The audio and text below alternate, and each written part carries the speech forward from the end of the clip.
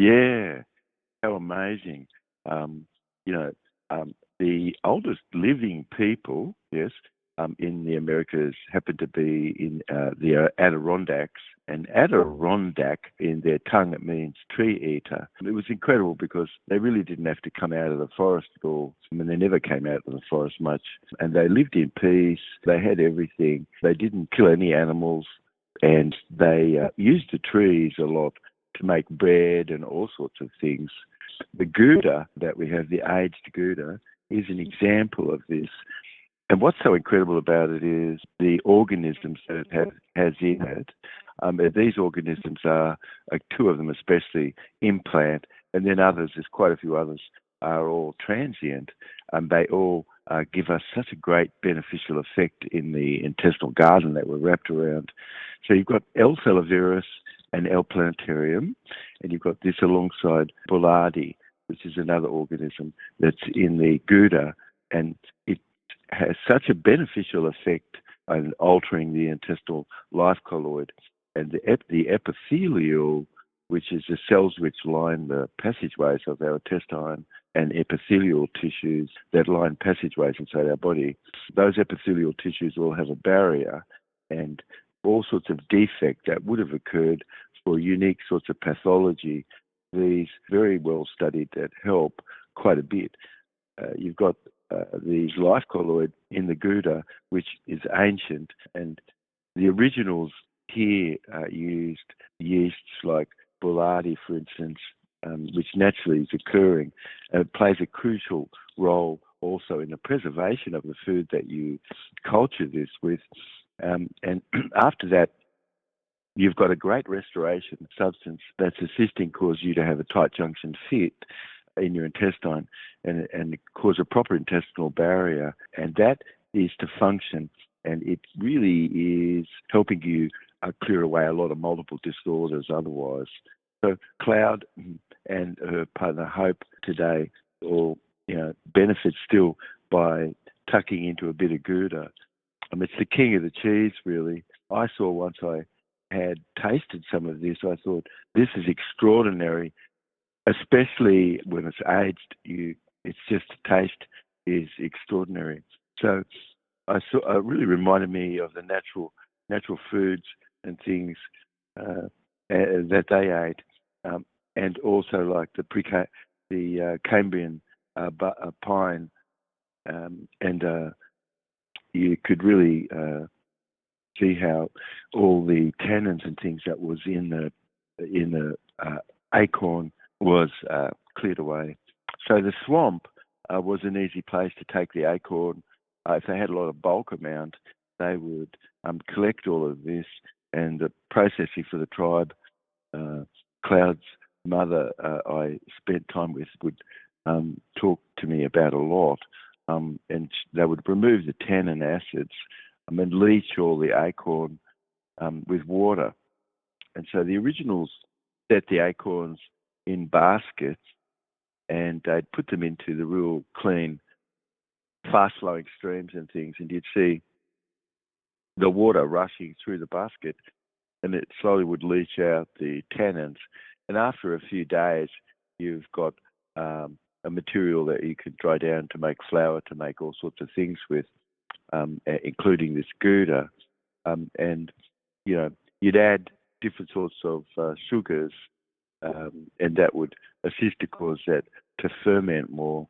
And they would use some of the dry material to put with this and dry that out in the sun to make it sort of flaky, and a flaky powder that was made with maple syrup and acorn flour.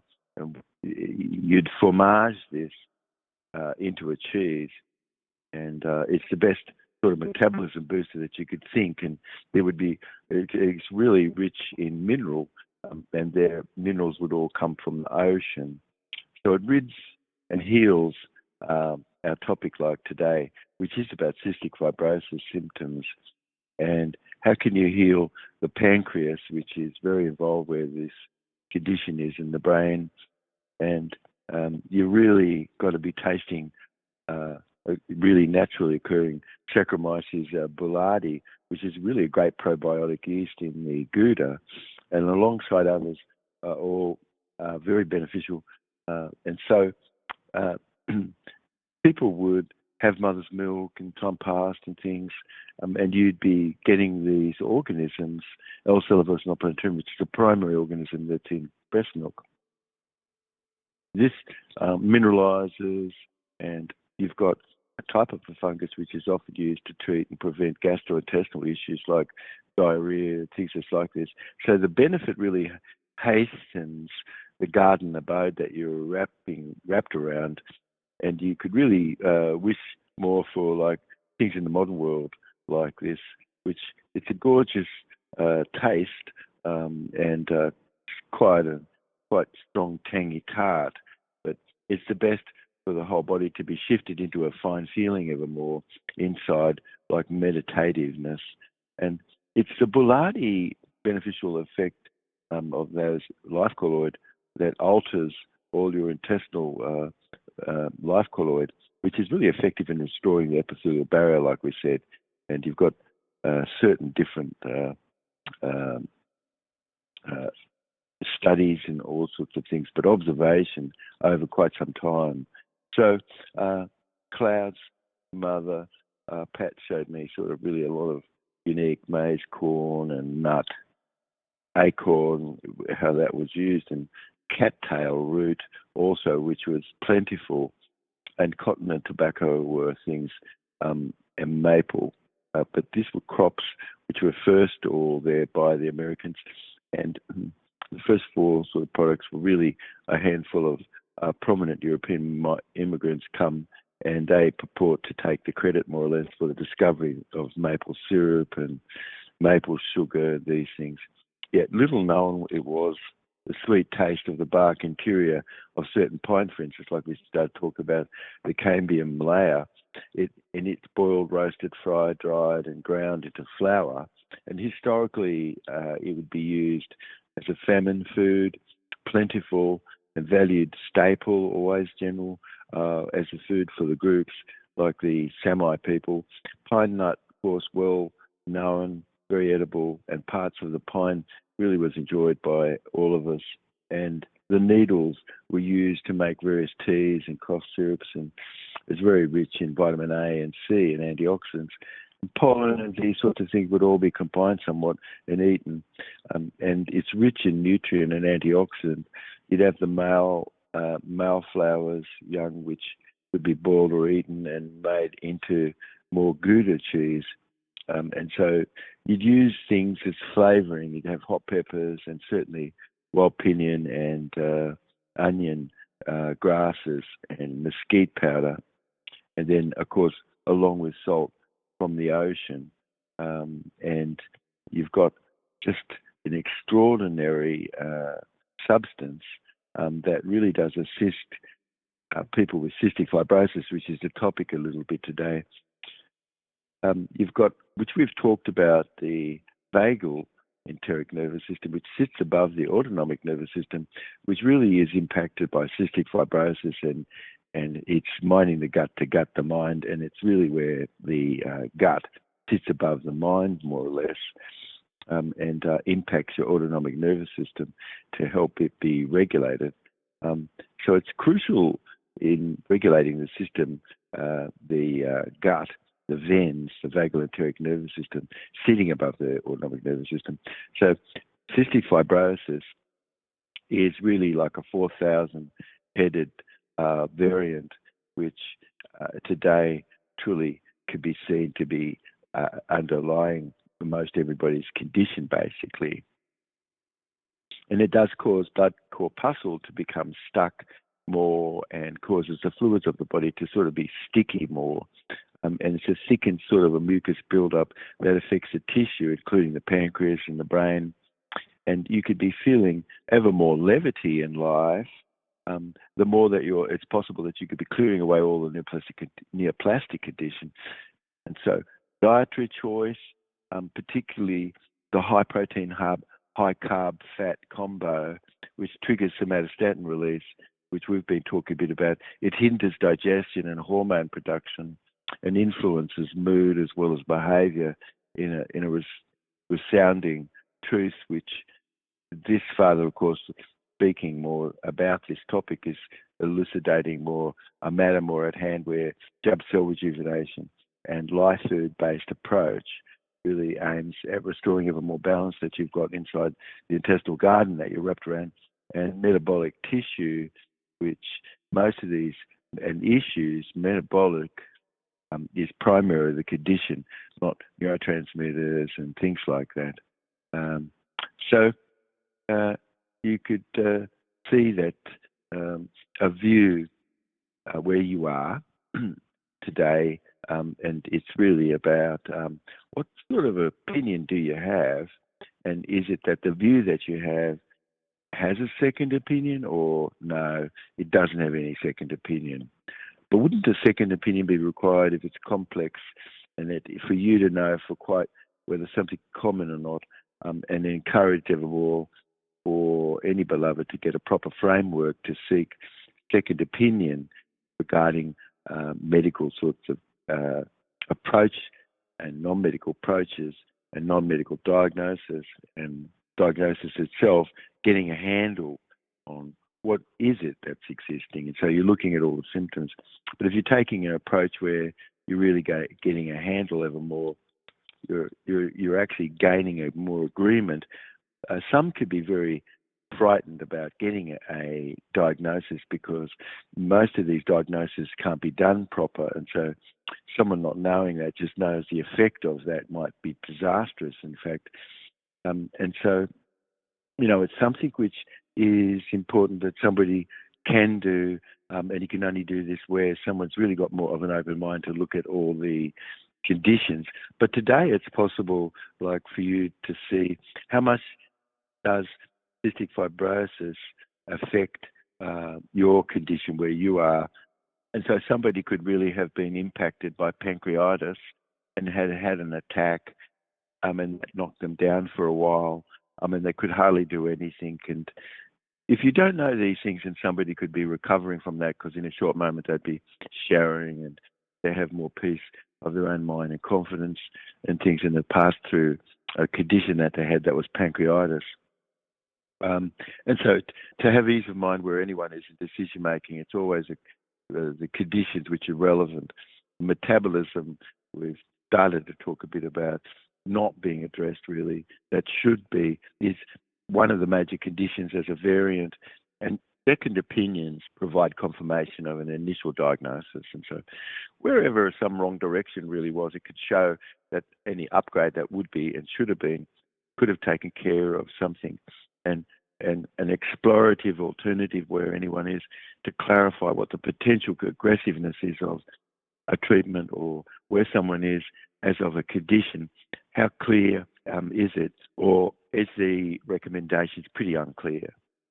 So symptoms didn't ever get better if they didn't or persisted, and what sort of toxicity all was nutrient related. And so initial diagnosis where anyone is the treatment, where something is unclear, it's confusing, and it could feel uncomfortable. It's a better thing that you've definitely sought a second opinion and to get right what you could have, and that hasn't been properly viewed where questioning might be. It's not to do with anyone's competence per se, but your own sense of what the idea is that can cause the information that's given to you to confidently be looked at. And so most health practices encourage a second opinion, and most doctors are really open to even encourage second opinion. And getting a second opinion increases everyone's confidence ever more that what you have there or not, a diagnosis of a plan that's an approach, could be aware. And isn't this supposed to be where you've chosen who this is and you have a great comfortableness where rapport is? But if brainwashing was with drugs and all sorts of things, isn't it that'd be wise that you actually get a second opinion, and that second opinion could be someone a little bit more outside the field where things are, like someone who could look at your blood and a whole range of other things. So it's important that anybody could see the healthcare provider is suggesting major medical tests or non-emergency surgeries and things like this, that it's probable that a diagnosis isn't there, and an approach hasn't been at all. And who's there just been dabbling a bit, and that could have been disastrous. So because if with a proper approach, like you've got B6 or B12, you're going to have a lot better, neurology. If you don't have those things, nobody ever looked into that. How bad is that? I guess really that most could have a very rare or life-threatening sort of a condition, or something is put to someone that it's sort of fatal or limited, and a handle that could be no handle at all and not a proper handle. 88% or something like that of those that sought a second opinion, their studies that show received a better diagnosis, and a better approach comes along as a result. All show how a second opinion really is a diagnosis that is different and generally more specific, and additional clarity is a comparator, and typical that you've gone back to get a proper observational reference point, which might not have been before. So how could there have been a comparison, you see? So these second opinions often really come out ever more, and it's most conscientious doctors, of course, really, and healthcare team people understanding the value of your right to seek a second opinion and proper diagnosis to handle where you could perhaps have a cystic fibrotic state that hasn't really been revealed at all, where your initial diagnosis is, but questions like, do you have any edema, or other issues? Do you have any intestinal or digestive conditions sometimes?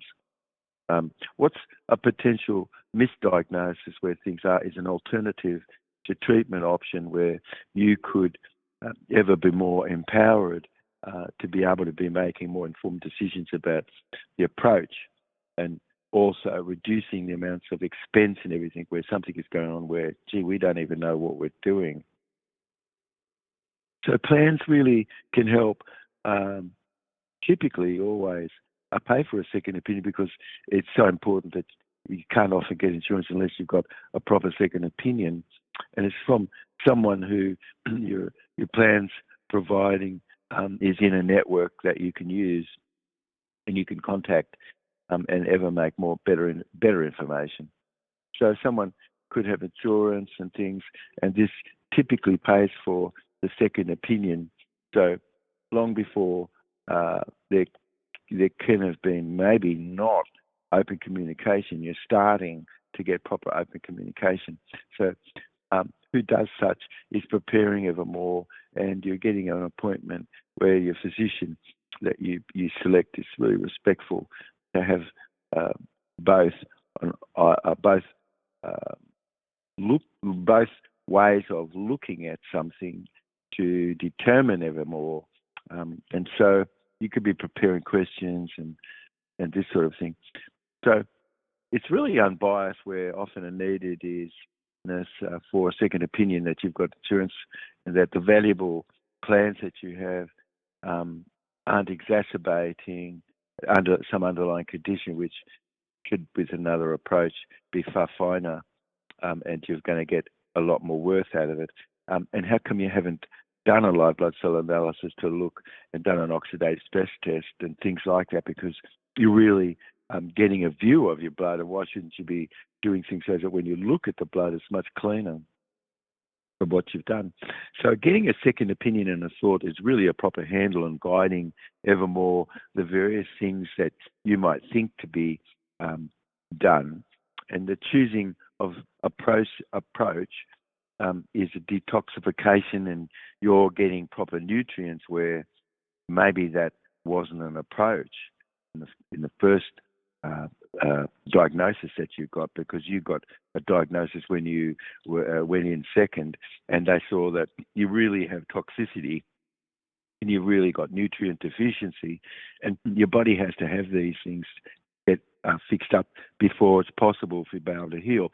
So many, especially sort of people that are a bit more educated, they will go along with asking for a second opinion, certain. And it's typical that where people are a bit more studied and what have you, they often are receiving a little bit more unique and better information because they've gone ahead to make sure that they've got the proper approach, and so that you can count on this, you see.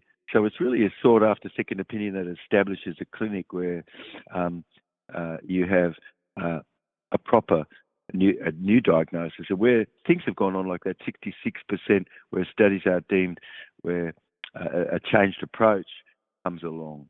So pathologists generally could look at it and definitely get a second opinion, and maybe somebody's not really happy, and couldn't it be cared that you're not happy because you really want to make sure that you're guarding against iatrogenic toxicity from things that's unnecessary.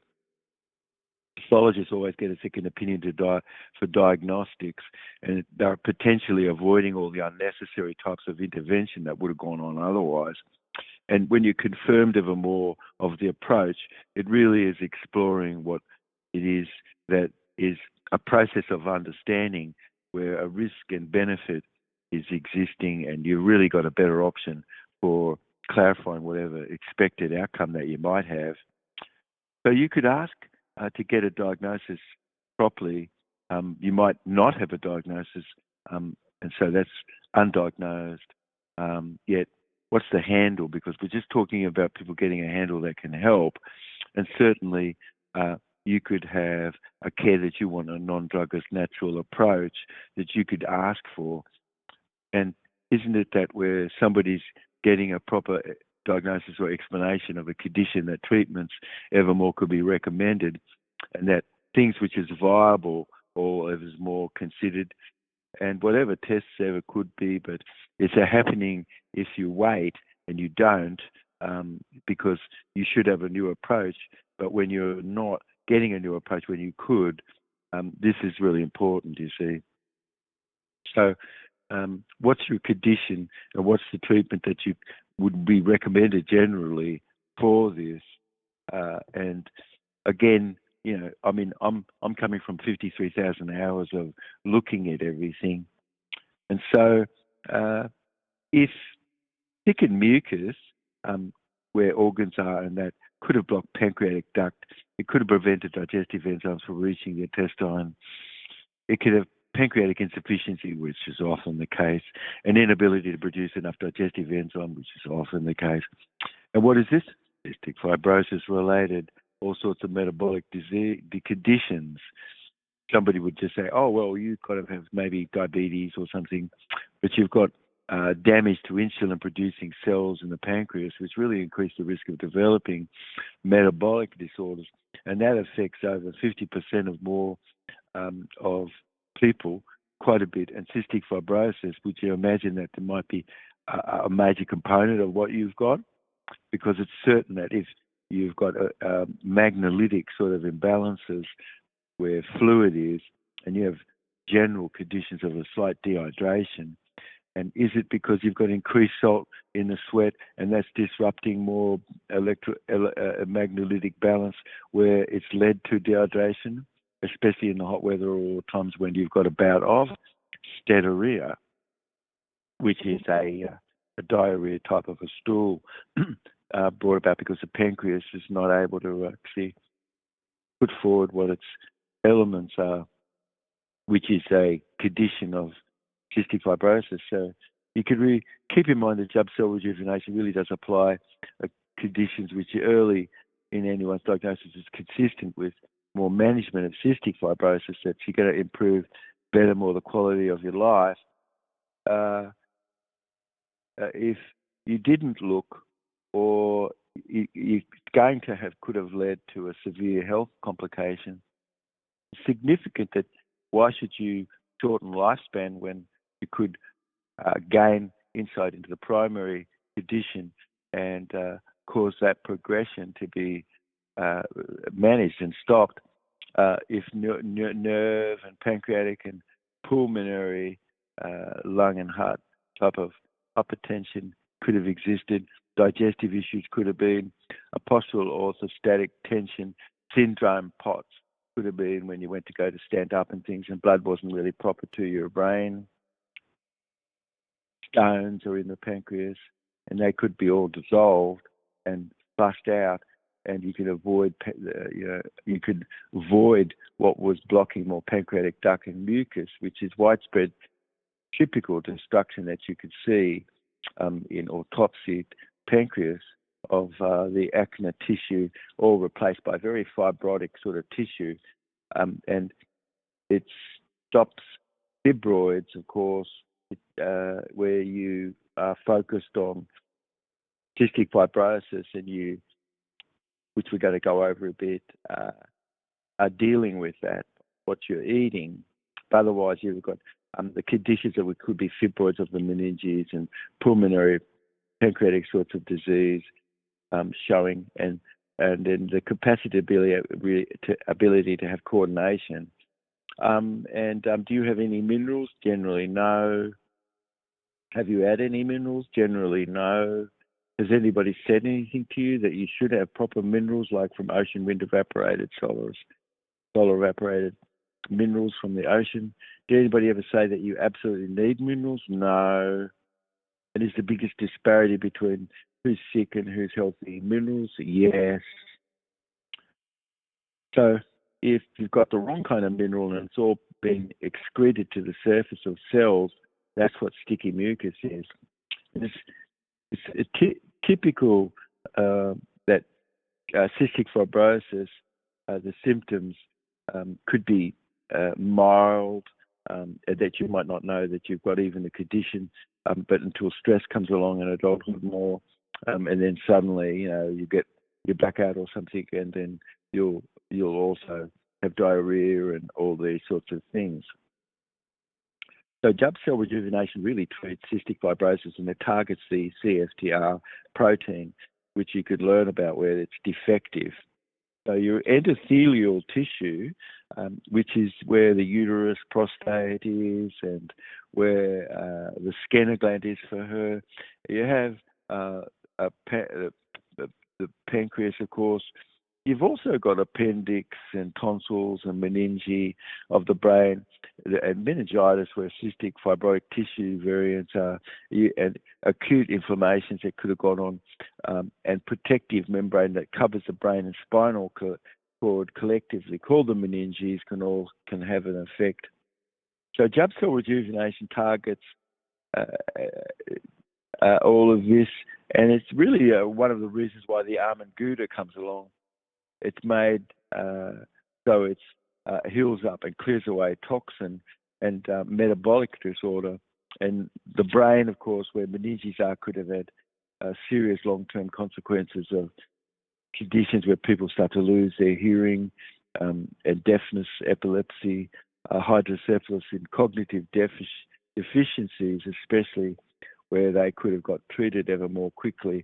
But the almond gouda is really a great detox agent. It's metabolically restorative, and you're stopping the direct damage of neurone and brain structure that really involve memory, and you're guarding your hippocampus and cortex.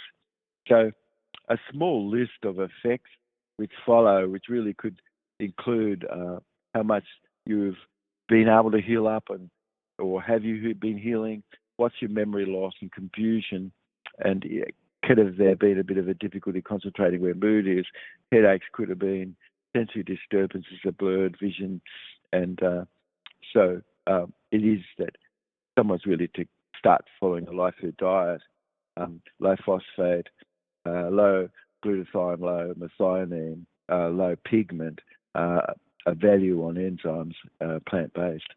So if the hippocampus is so important where memory is, and thick and sticky mucus and things like that can cause short-term memory not to function as well as what it can. And the prefrontal cortex and cerebellum and amygdala are all centers of the brain where emotion is, and impacted by cystic fibrotics and impaired nutrient absorption, in particular fat. So where the pancreas dysfunction is functional metabolism is a thickened mucus where the pancreas is, and blocked digestive enzyme secretion hinders the breakdown and absorption of fat. And there's a typical thing that discomfort is burping after the meal. Cystic fibrosis is abnormal glucose tolerance, and it has an inability to suppress protein breakdown during the post-prandial meal. And so it's a state where it contributes to protein catabolism. And so using product like what is possible, like Jubb coconut cream, for instance, which is dense nutrient and has proper metabolic enzyme, are very useful for live food and nutrient in high calorie, a high fat diet more, which, somebody really that's got cystic fibrosis really does need to consume more calories, because fats and that sort of thing help maintain their weight and energy level relative, because it's a typical thing that these people have very, very malabsorption types of conditions. So cystic fibrosis is linked to a higher risk of pancreas attack, and a Gouda cheese, like we talked about at the beginning of the program, is so incredible because you've got natural chlorides and bicarbs and things, and the protein that help carry that, so that the thickened mucus in ducts and cystic fibrotics, which blocks pancreatic duct, that's noted, can cause digestive enzymes to back up and inflame the pancreas, and the pancreas is digesting itself, okay? So that's not good. So the pancreas matrix backlog inside itself with stone and all sorts of debris definitely always is triggered by the somatostatin. And the meal combo, that's dead food, typically is going to trigger somatostatin. So that somatostatin signal wrongfully has been going on, and that has to be stopped, because otherwise you've got needed substance from the pancreas that doesn't get supplied to you. It gets shut down by somatostatin. And so it really gets shut down by what? High fat, high protein, complex carb diet combined, like bacon and eggs in the morning, never giving you a chance ever to rest, and the enormous amount of money that's behind a plate of bacon and eggs, which the cost of the bacon and eggs. But it could be millions of dollars that had to be spent for you to have a plate of bacon and eggs. And it might taste so good to you, but raise somatostatin, and also never give your pancreas a rest. And you're bringing in a lot of molecule, which is new toxin. So how much can this be supported? Where, what have you done? Brought a food in that has no phenylalanine in it, zero.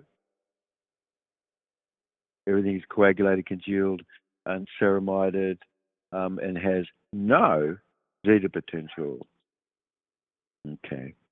So certainly live food, you're eating once a day more, and you're maintaining your energy by things that you do during the day somewhat, but it's a mucusless diet. That's what live food is.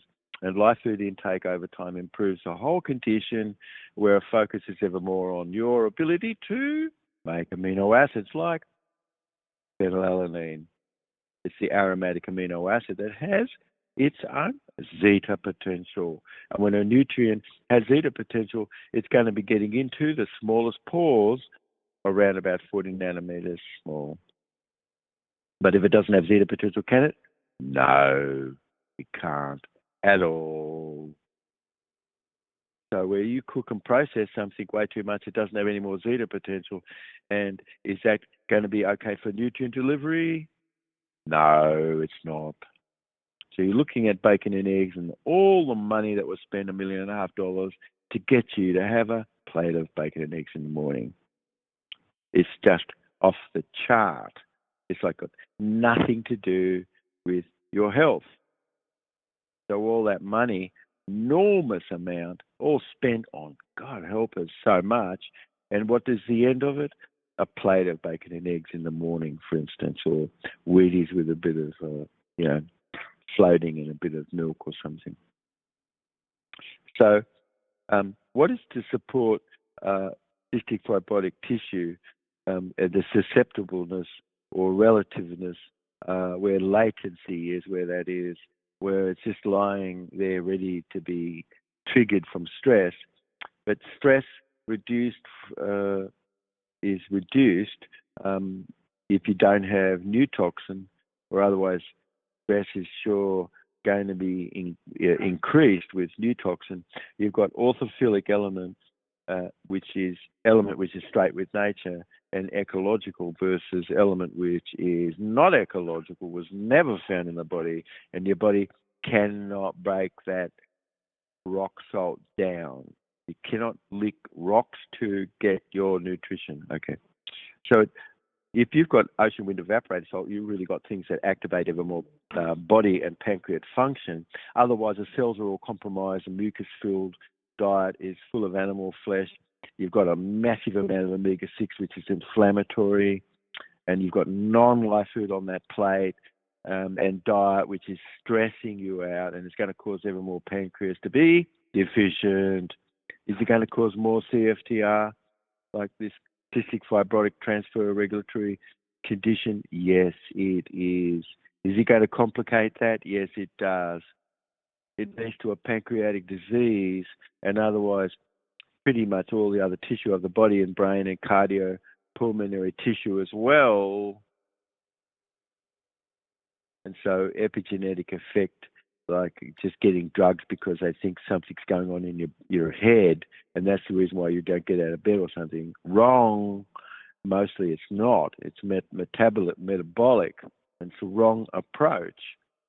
So if it's expressed that you've got a membrane where your epithelial cells are, and that's affected and stressed, you're not going to say that the small pancreatic duct and all that is supposed to be vital, which would be by live food, has been supported. And if it's facilitating the transport of a chloride magneton, a bicarbonate magneton, that's producing alkaline fluid where the ducts are, where your pancreas is, so it's functioning properly. And do you have a feeling where somebody's sick, their pancreas is functioning properly? No, generally not. It's actually a condition underneath everything. So important function of the pancreas and its ductal epithelial cell normalized. And how can it be? It's got a lot of stone and debris. Why don't you get rid of that stone? Learn about Jubb cell rejuvenation. So nutrient absorption, otherwise little nutritional value is, and it's not really being supported, so that are you going to have brain function after that? No. Are you going to have good cognitive functioning after this? Well, you should if you're focused on clearing up cystic fibrosis, but otherwise, the absorption of the chloride and the secretion of bicarbonate, and bicarbonate is a key buffer. And if you don't have that, where's the secretions that's stimulating the proximal duct that causes the accumulation of bicarb where it's supposed to within the ductal cell cytoplasm? It leads to osmotic secretion of an anion element, which is so important. And without that, is you got anything? No. Are you going to just be like a couch potato? Yes. And is it because you just don't have any minerals? Yes. Is it because the minerals you're having is just like junk? Yes. So the process is coupled by sodium influx causing proximal ducts, where we're talking about here, to absorb portions of the chloride and secrete bicarbonate, and all is transported via phenylalanine. Do you have that? Maybe not. Is it in the Gouda? Yes, it is, in abundance. And should you eat foods with phenylalanine if you've got this condition? Sure, you sure should. It's going to help you a lot. Is that the kind of science which should be in a future moment? Yes, it is. And it's just dabbling around with synthetics going to help you? God help us. Where did you learn the proper things you should? And that's about the amino acids that transport mineral through the membrane, like phenylalanine. Does it have to have zeta potential? Yes, it does. If it's cooked out, is it going to be existing there? No, it's not. It's lost. It becomes just a new toxin surfactant to just have your ankles blow up, or edema, tissue which is present that does that, you could say, is lacking in vitamin and a whole range of other things, is very compromised. The CFTR system is really along with a large amount of pancreatic fluids, not to have flowed properly, and pancreatic attacks and steatorrhea stool afterward is very evident. And beloved who have that could have up to 4,000 different sorts of variants found, and is often really having their whole system manifested with something which has gone on confounding and often very shallow, where lacked questions are about what to do. You've got, thickened edema, thickened saliva and edema. Very easy questions to diagnose whether you have this condition or not. Mucusless diet assists ever more clear up all the symptoms, and animal tissue is just off the charts. It doesn't have the right element in it. So what happens if you stay on a dead food diet? Did you ever consider that advice would be that cystic fibrosis is a diagnosis that could have been missed or delayed? Could you use sweat and cause loss of sodium, and then suddenly, you keel over like lots of athletes? Could harm be done that injury is, that all cost is so great that it happens to be cystic fibrosis as a diagnosis, and that's been missed or delayed? So why don't we stop all delay and consume a mucusless diet anyway and avoid the complications later? So if you delay certain understanding what your condition is, like a diagnosis, you don't think that that's going to lead ever more to more serious health challenge? Yes, it does. Because people just taking you out, getting you really drunk, chucking massive amounts of pizza and all sorts of things. And what are you going to happen after that? A serious pancreatic attack. Is anybody around for it? No. And all you have is a steatorrhea stool, and finally nothing left to help run your brain. So all the beloved, really, where emotion is and balance is supposed to be, a metabolic disorder is usually, and it's totally unnoticed, how much money and massive amounts of money is spent to have bacon and egg for breakfast and just have lost the plot. Of course, AIDS adults certainly, why don't you have a grapefruit cut in half with some sugar on it? That's going to be far better for you in the morning. AIDS adults certainly at risk without any approach is missing and having a delayed approach because no questions have been asked properly to actually get a handle on the various conditions. And it's not at higher risk, it sure is, for malnutrition and impaired growth and repair. It sure is because the pancreas function hasn't been noted proper, POTS hasn't been reduced, and you've got iatrogenic death, which is, the process and the approach killed you because it didn't follow or understand what was natural. So iatrogenic salt drowning is really like from a salt drip that's been given. And so on a dead food diet, you could see no rest is ever given the wicket more, and the pancreas lacks enzymes, and awareness of this really is off the chart, not quite right. After pig's flesh and bird's eggs and fish flesh, all you're full of is dead food, amino acid, methionine and glutathione in excess, potassium phosphate. And is that going to stop pancreas function? Yes, it does. Is it going to cause all of that to have to be energy-wise go through secondary pathways like ferment? Yes, it does. Is the amino acid causing neoplastic tissue to start to grow? Yes, it is. So it's far greater risk is for you not to have support properly, and the condition, which is serious, where complicatedness is like postural orthostatic tension syndrome, which is POTS, meaning you're going to lose consciousness when you go to stand up, and you're going to fall over, and all sorts of things going to have this effect.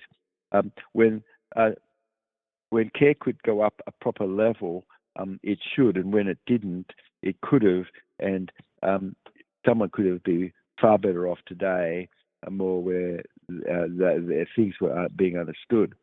But a lack of things causes certain delay in diagnosis. A certain non-diagnosis is lacked approach because you don't have a handle. Is this going to be associated with iatrogenic rectification and little good of having anything? Yes.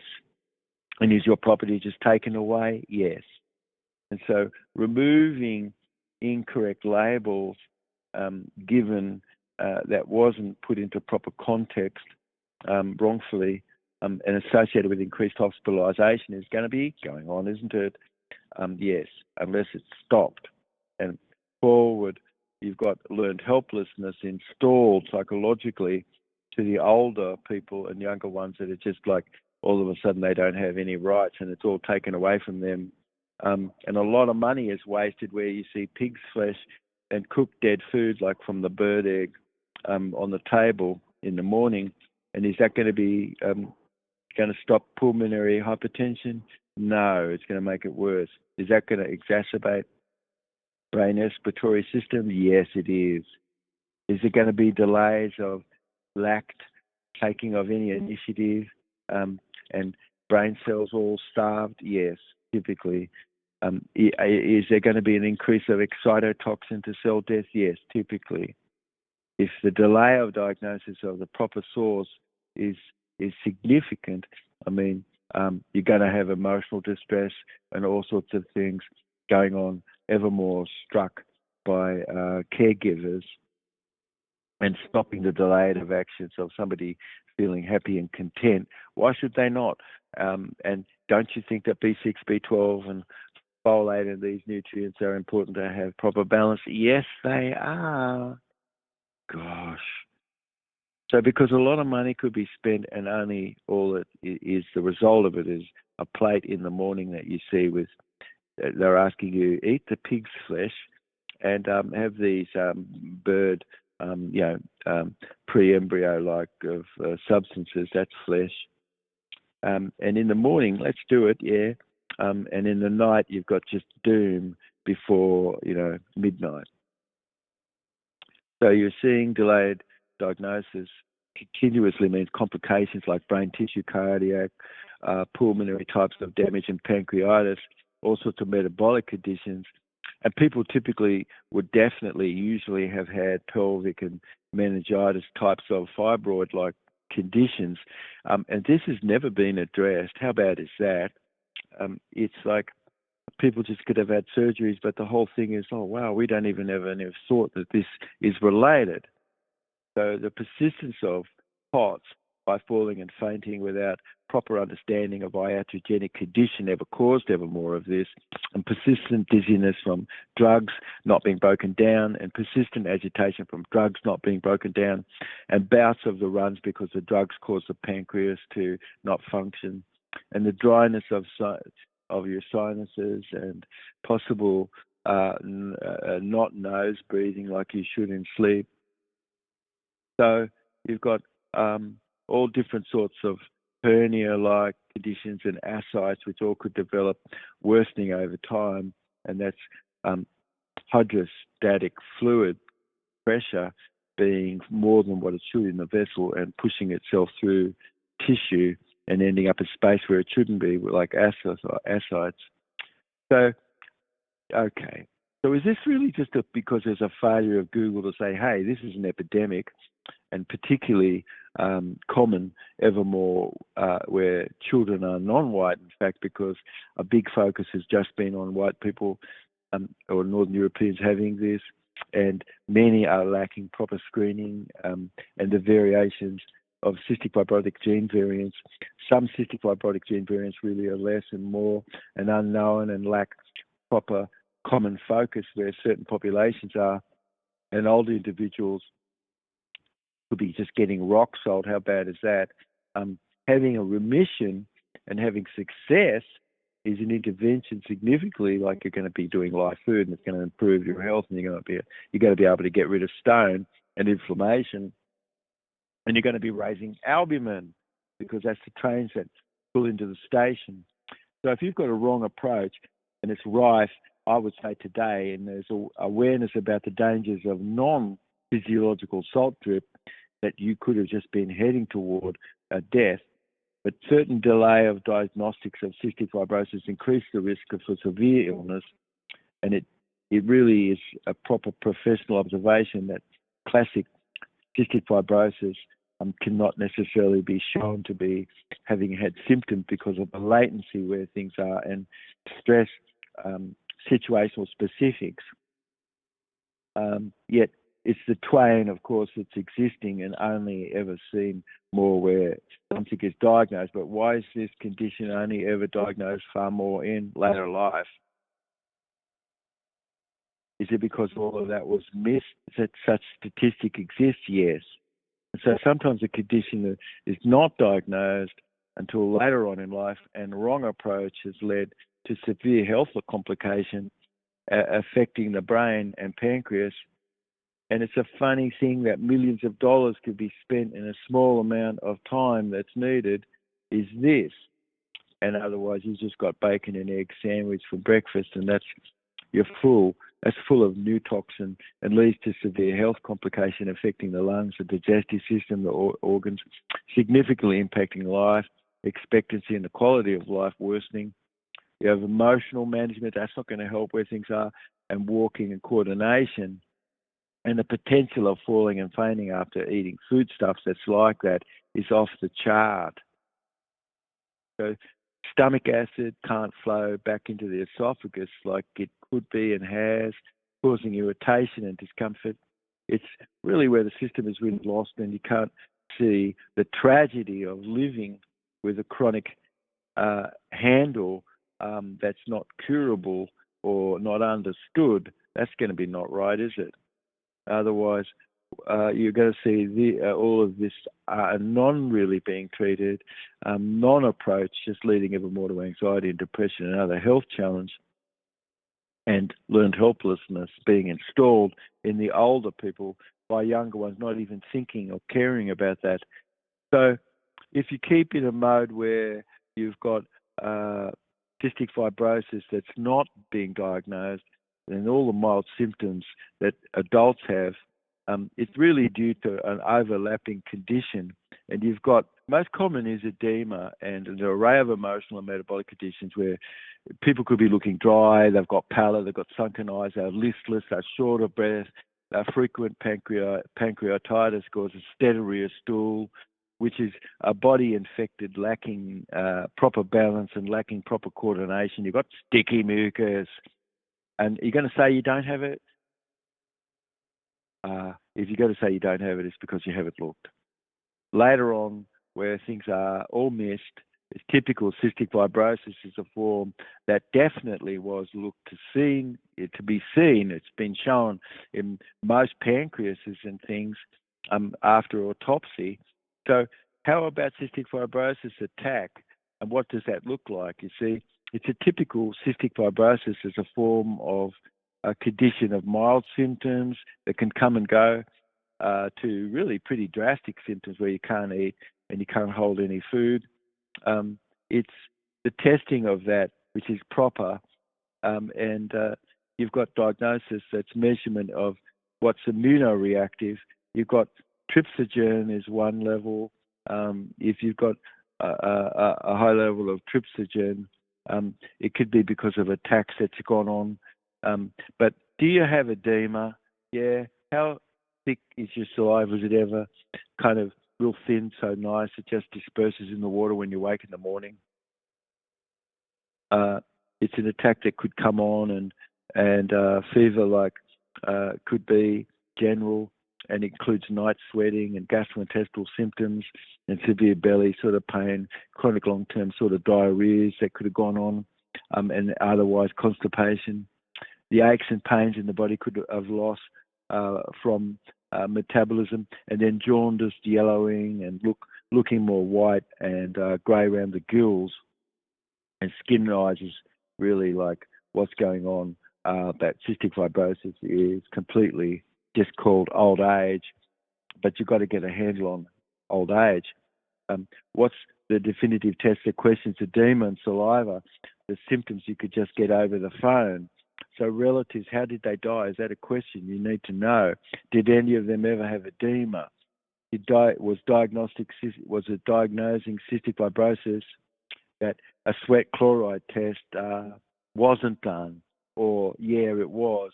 You put someone on a non-physiological salt drip and they blew up. So measurements of the concentration of the chloride in a person's sweat and elevated chloride levels like 60 millimoles per litre or higher is a strong suggestion that cystic fibrosis is. Another test where genetic testing is, you could see where mutations might be. But it really is, what reason could there be for you to have just blown up with edema by having extraneous amounts of salt over time? Then suddenly, you've got edema. What's not cystic fibrosis? That's a good question. How much more testing is needed to be? What's the proper diagnosis that you could ask yourself? So you've got proper records actually having been kept. The diagnosis of cystic fibrosis is sweat chloride test, and that could be done. That's one, that could be definitive or not. Concentrations of chloride in your sweat and elevated chloride levels, and those are sorts of things. It's an unphysiological salt test, which is considered the gold standard, more or less, and it involves just stimulating sweat production and usually using the arm and using a chemical called pilocarpine, that then you're collecting sweat and you're measuring the chloride concentration. Simple. And so cystic fibrotic symptoms include a mucus diet that relates to your history and the type of stool that you've had, a semi or mucoid stool only ever, and mutations in CFT gene is probable. Genetic testing could identify mutations that confirm diagnosis, of course. But another test sort of mentioned here and done over many years is the blood picture and clumped blood. So if your blood's clumped, hey, you've got probable cystic fibrotics. The cystic fibrotic transfer regulation protein function, typically where that's awry, you've got to have the blood all clumped and rouleaued and no proper exchange going on. So immunoreactive trypsinogen is one sort of test that could be done. And the errors, of course, are massive where things are not looked at properly.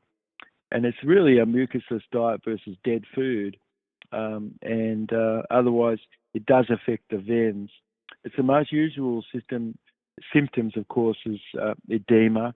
If you wear elastic socks or garments ever worn, you see stretch marks and things that's like that. Depression marks on the skin, saliva in the morning, that should be tested. And so organs that most get impacted is the brain, thyroid, throat, lung, pancreas, and pelvic organs. It's a situation of no approach where you don't have any diagnosis, like we said. The cost behind the stale dry hospital pudding and bacon and eggs in the morning and fish and rice and cream dessert for lunch and pork and chicken and potato and puddings that's dry for dinner, and then a bit of frozen fruit canned, and millions of dollars that's behind this. And all did you get?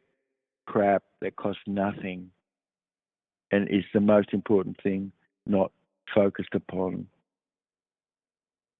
So if you're getting the picture, it's so important. It's really how Jubb cell rejuvenation focuses on raising albumin. It's cell rejuvenation that you'd raise your albumin. If you've got a low albumin globulin ratio, you need to raise albumin because that's the transporters. You need to reduce inflammation. That's globulin levels. So if you keep a focus on the cleanliness of your blood and the hygiene of it, and the blood under the microscope shows that, oh gosh, yeah, it sure doesn't. You've got autoimmune disease and lupus and cognitive decline and pancreatitis, and your thyroid is not functioning, liver, you've got gout, you can't walk around too much, you've got high fat, heavy protein, complex carb meal. Dead food wipes out B6, because it can't survive.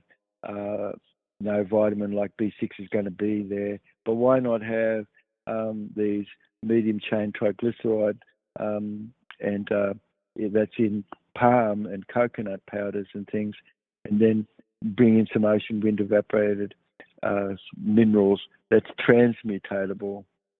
But for making what's needed, you can't do that with dead food, and you've got coenzymes in over 100 enzymatic sort of reactions, and you need micronutrient. And so neurotransmitters are all important, but could you have that if you don't have proper pancreatic function? No. Is B17 definitely being converted into cobalamin like it's supposed to be? No. It's too much that could be said, honest. You've got to keep enzyme value, and cooked dead food is going to wipe out all the biotin, that's B7, which you really need to have a proper benefit of. And if many don't know how B9 is, and where is this B9? Do you know what that is? Have you heard about it? Folate. It's essential repairing DNA and building blocks for the cells. Is B9 in the dead food that you ate? No. Is it supposed to be circulating where brain formation would be, so neurotransmitters could be? Yes. And chemicals that regulate mood and memory and mental function also impacted when you don't have proper vitamin B9? Yes. Is the intake helpful? That if you reduce the risk of, if you've got depression and improve effectiveness? Yes. And is it work if you don't have any zeta potential? No. So you have to have zeta potential. So mushrooms and veggies and greens and nuts, fruits, oranges, bananas, melons, papaya, all give you folate. But if you do have a deficiency and your body doesn't get enough symptoms, would you include cystic fibrosis as part of a state that you have that's stopping you from having those nutrients? I would think so. You need to absolutely get that turned around. Amygdalin is B17. It's only found in fresh food. It's all going to be cooked out with heating. It's going to have no zeta potential to be broken down to B12. So B17 comes to be transmutated to B12 in the last few reaches of the small intestine, the ileum. And so amygdalin B17 is converted into B12. If you don't have B17, you're going to have B12? No. So life food enthusiasts for decades have used enzymatic low processed food and brought that into sauces and things and enzymatic dishes that life foodarians make, which is uncooked. So the cooking is mild with what's going on. Our attention is more to the processing of things. It doesn't mean that something wasn't cooked, but enzymes will be added to the value of it all. So the biggest concern in giving is really giving a voice to the voiceless, because who has slowly lost their personal power really could have been taken advantage of by bullying for barking orders like you take your drugs or what. And caretakers, if not looked at, looking at iatrogenic death, that's not going to be too good. Learned helplessness has definitely been installed where someone's just taken out of the environment and now everything becomes more dysregulated for them. But it's very stressful. The more uneducated the condition is, the more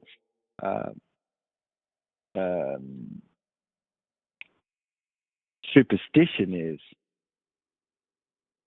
And, you know, where's the efficacy of motivation and your well-being and a greater capacity for healing that you grok this information, you're able to pass it on. Otherwise, if there's no control over noise, which you can't have any where you are, there's no control over light, there's no control over comfort that you could have, and your possessions are all taken, you're just sitting, all you've got is looking out a window.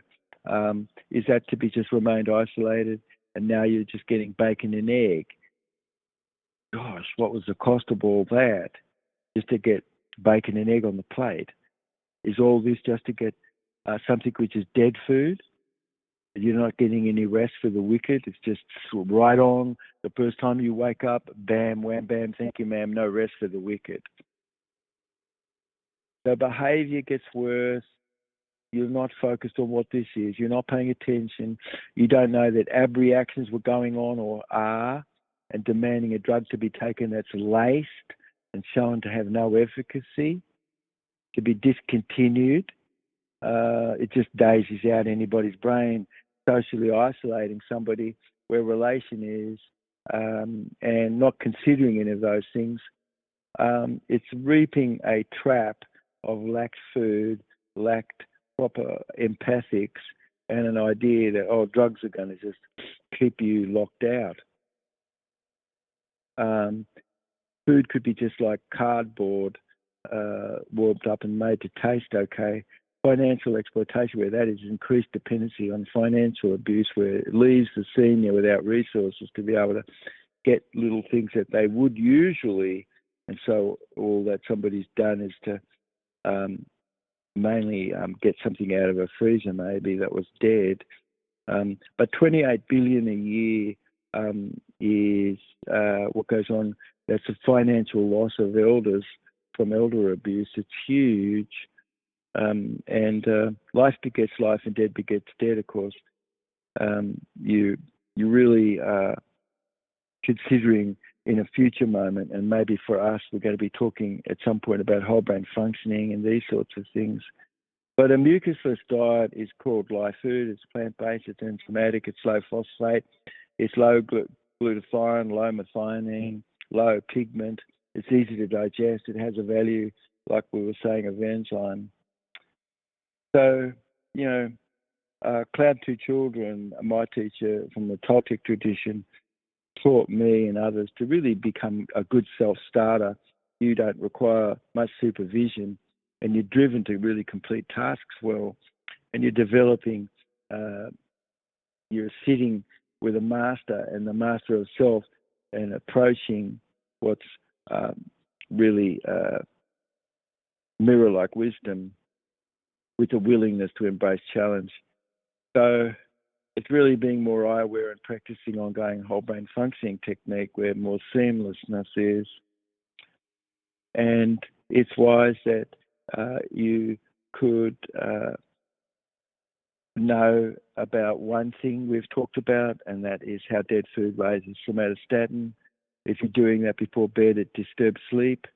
And the consumption of high complex carbohydrate meals, heavy protein and fat before sleep, it's all been associated with nocturnal blood glucose levels, not letting you have a proper good night's sleep. So delaying the gastric emptying of food where included the fat and remains more in the stomach a longer period of time, and normally due to a weakened, impaired stomach, muscle contraction and things, it causes ever more damage to the vagus nerve. So when you eat late at night out of turn, you're going to just sit there, food's going to be in your upper stomach. What are you doing? You wake up in the morning, you're going to feel all of that having occurred? Yeah. And you don't think that's affecting you? It sure is. So impaired absorption from eating out of turn, out of time, and needing element to process, it really makes sense that you have to be watching this complex carbs, heavy protein, fat meals at night, or giving you not proper time to digest that. So it all gets converted to fatty acid, and fatty acids compose where triglycerides are, and all broken down to triglycerides and fatty acids in the stomach, later into fatty acid and monoglycerides in the small intestine. You're just looking at something totally always over the top and not working like it should.